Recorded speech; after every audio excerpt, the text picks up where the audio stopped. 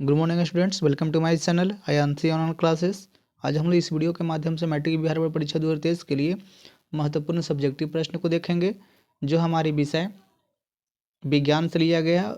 और ये विज्ञान का बायोलॉजी सब्जेक्ट का चैप्टर 4 आनुवांशिकता एवं जैव विकास से लिया गया। फ्रेंड्स, तो चलिए क्वेश्चन की ओर चलते हैं। उससे पहले आप लोग वीडियो को लाइक कर दें, अपने दोस्तों के पास शेयर कर दें, और चैनल पे नए हैं या अभी तक आपने सब्सक्राइब नहीं किए हैं तो प्लीज़ चैनल को सब्सक्राइब करके बेल आइकन का बटन दबा दें, जिससे कि हमारा सारा वीडियो आप लोग तक सीधा पहुंच सके और जो भी वीडियो अपलोड करें सीधा आप तक पहुंच सके, और सारा वीडियो आप लोग को जो पहले से मैंने डाल चुका है वो भी आप लोग को दिख सके। तो चलिए फ्रेंड्स, आशा है कि आप लोग चैनल को सब्सक्राइब कर लिए होंगे और वीडियो को लाइक कर दिए होंगे। तो चलिए प्रश्न की तरफ चलते। प्रश्न दिया गया फ्रेंड्स, यदि एक लक्षण ए अलैंगिक प्रजनन वाली समष्टि के 10% सदस्यों में पाया जाता है तथा बी उसी समष्टि में 90% जीवों में पाया जाता है, तो कौन सा लक्षण पहले उत्पन्न होगा और क्यों? तो इस प्रश्न का आंसर हो जाएगा फ्रेंड्स आपका, अलैंगिक जनन के अंतर्गत पीढ़ी दर पीढ़ी आपस में बहुत अधिक समानताएं होती है, उनमें आपस में बहुत कम अंतर होता है। इसी आधार पर जो लक्षण अधिक प्रतिशत मात्रा में समष्टि के सदस्यों में उपस्थित है, वह लक्षण पहले भी उत्तेजित रहा होगा। अतः लक्षण बी जो समष्टि 90% होगा और जो जीव में पहले उत्पन्न होगा, यानी कि क्या हो जाएगा, तो बी वाले जो समष्टि है वो उत्पन्न होगा। चलिए फ्रेंड्स, नेक्स्ट प्रश्न की तरफ चलते हैं। नेक्स्ट प्रश्न दिया गया है, प्रभावी व अप्रभावी लक्षण किसे कहते हैं? इस प्रश्न का आंसर हो जाएगा आपका, लाइव जनन वाले जीवों में एक अभिलक्षण के जीन के दो प्रतिरूप होते हैं। इन प्रतिरूपों के एक समान न होने की स्थिति में जो अभिलक्षण व्यक्त होता है उसे प्रभावी लक्षण तथा अन्य को अप्रभावी लक्षण कहते हैं। नेक्स्ट प्रश्न फ्रेंड्स, जेनेटिक या आनुवांशिक किसे कहते हैं? ये भी प्रश्न है, आप लोग इसको याद कर लेंगे, हो सकता है एग्जाम में आए। तो ये प्रश्न फ्रेंड्स, जेनेटिक या आनुवांशिक किसे कहते हैं? तो इसका आंसर हो जाएगा आपका, जेनेटिक्स या आनुवांशिकी एवं विभिन्नता का अध्ययन है, जो कि जीव विज्ञान की एक विशेष शाखा के अंतर्गत होता है।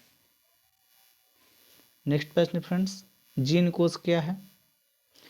जीन कोष क्या है? तो इसका आंसर हो जाएगा आपका, किसी भी प्रजाति विशेष के एक समष्टि या आबादी में स्थित समस्त जीन उस आबादी का जीन कोष कहलाता है। जीन कोष के कुछ जीनों में वातावरणीय कारणों से कुछ बदलाव आ सकता है।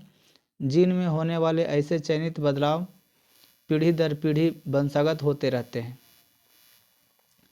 नेक्स्ट प्रश्न है, जो कि भी प्रश्न है फ्रेंड्स, याद रखिएगा आप लोग, क्रोमोजोम से आप क्या समझते हैं? इसका आंसर हो जाएगा आपका, नाभिक के अंदर क्रोमेटिन के धागे पाए जाते हैं, जो कोशिका विभाजन के समय संघनित होकर क्रोमोजोम यानी क्रोमोसोम का निर्माण करते हैं। नेक्स्ट प्रश्न है, आणविक जातिवृत्त क्या है? आणविक जातिवृत्त क्या है फ्रेंड्स? इस प्रश्न का आंसर हो जाएगा आपका, मानव सहित विभिन्न जीवों के पूर्वजों की खोज उनके डीएनए के परिवर्तन का अर्थ उसके प्रोटीन अनुक्रम में परिवर्तन से है। डीएनए अनुक्रम डीएनए के तुलनात्मक अध्ययन द्वारा किसी जीव के पूर्वजों की खोज आणविक जातिवृत्त कहलाता है। नेक्स्ट प्रश्न है फ्रेंड्स, जो कि VVI प्रश्न है, याद रखिएगा इस प्रश्न को आप लोग, मेंडल का स्वतंत्र विन्यास का नियम क्या है? तो इसका आंसर हो जाएगा आपका, मेंडल का स्वतंत्र विन्यास का नियम के अंतर्गत एक आनुवांशिक लक्षण का प्रभावी गुण दूसरे के प्रभावी गुणों से ही नहीं बल्कि अप्रभावी गुण से भी मिल सकता है। इसी प्रकार एक का अप्रभावी गुण दूसरे के अप्रभावी गुण से ही नहीं बल्कि प्रभावी गुण से भी मिल सकता है। नेक्स्ट प्रश्न है फ्रेंड्स, आनुवांशिकी से आप क्या समझते हैं? ये भी VVI प्रश्न है फ्रेंड्स, याद रखिएगा। इस प्रश्न का आंसर हो जाएगा आपका, जीव विज्ञान की वह शाखा जिसके अंतर्गत संतति में लाने वाले लक्षण का अध्ययन करते हैं आनुवंशिकी कहलाता है। सिंपल आंसर है इसका फ्रेंड्स, अगर आप लोग लिख देंगे तो 1 मार्क्स 2 मार्क्स का 2 मार्क्स मिल जाएगा। ऐसा प्रश्न 2 मार्क्स में ये पूछे जाएंगे। नेक्स्ट प्रश्न है,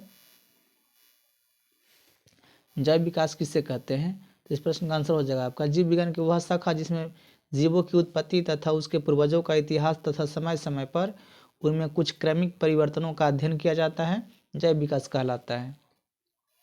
नेक्स्ट प्रश्न है,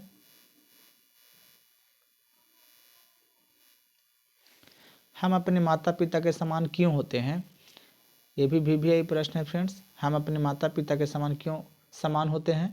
तो इसका आंसर हो जाएगा आपका प्रत्येक जीव में बहुत से ऐसे गुण होते हैं जो पीढ़ी दर पीढ़ी माता पिता अर्थात जनकों से उनको संतानों में संचरित होते रहते हैं।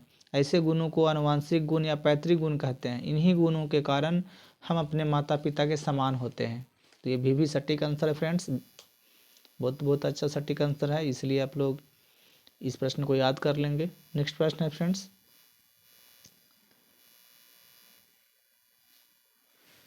जैव विकास तथा वर्गीकरण का अध्ययन क्षेत्र किस प्रकार परस्पर संबंधित है? तो इसका आंसर हो जाएगा आपका जीवों में वर्गीकरण का अध्ययन उनमें विद्यमान समानताओं और भेदों के आधार पर किया जाता है। उनमें समानता इसलिए प्रकट होती है कि वे किसी सामान्य पूर्वज से उत्पन्न हुए हैं और उनमें विभिन्नता विभिन्न प्रकार के पर्यावरण से की जाने वाली अनुकूलता के कारण से है। उनमें बढ़ती जटिलता को जैव विकास के उत्तरोत्तर क्रमिक आधार पर स्थापित कर अंतर संबंधों का ज्ञान प्राप्त किया जा सकता है। नेक्स्ट प्रश्न है फ्रेंड्स, मेंडल के मटर के पौधों पर प्रयोग से क्या परिणाम निकला? ये भी VVI प्रश्न है फ्रेंड्स, याद रखिएगा इस प्रश्न को। इसका आंसर हो जाएगा आपका मेंडल के मटर के पौधे पर किए गए प्रभाव से निम्नलिखित परिणाम निकले।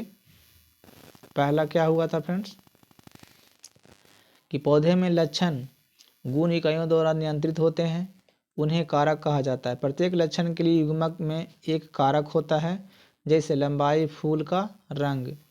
और दूसरा हो जाएगा एक लक्षण को दो कारकों द्वारा ही व्यक्त किया जाता है, जैसे डबल कैपिटल टी और double small T.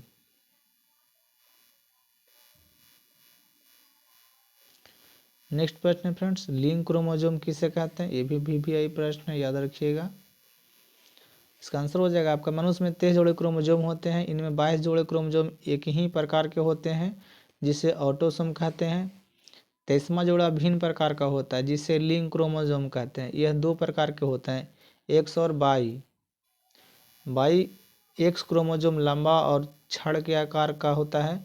Y chromosome अपेक्षाकृत बहुत छोटे आकार का होता है। नर में एक्स और वाई दोनों लिंक क्रोमोसोम मौजूद होते हैं, पर मादा में वाई क्रोमोसोम अनुपस्थित होता है। उसके स्थान पर एक और एक्स क्रोमोसोम होता है, अर्थात मादा में दोनों क्रोमोसोम होते हैं। ये एक्स और वाई क्रोमोसोम ही मनुष्य में लिंग निर्धारण के लिए उत्तरदायी होते हैं। नेक्स्ट प्रश्न फ्रेंड्स, डार्विनवाद के बारे में बताएं। ये भी VVI प्रश्न है। डार्विनवाद के बारे में बताएं, तो इसका आंसर हो जाएगा आपका चार्ल्स डार्विन के अनुसार प्रत्येक जीव में प्रजनन की असीम क्षमता होती है, पर पृथ्वी पर भोजन एवं आवास नियत है। अतः जीवों में अपने अस्तित्व को बचाने के लिए आपस में संघर्ष होता है। तो फ्रेंड्स, इस वीडियो में कुल 14 प्रश्न थे। यदि आप लोग को ये वीडियो अच्छा लगा तो लाइक कीजिए, अपने दोस्तों को पास शेयर कीजिए, और चैनल को अभी तक आपने सब्सक्राइब नहीं किए हैं तो प्लीज़ चैनल को सब्सक्राइब करके बेल आइकन का बटन दबाएं, जिससे कि हमारा सारा वीडियो आप लोग को दिख सके।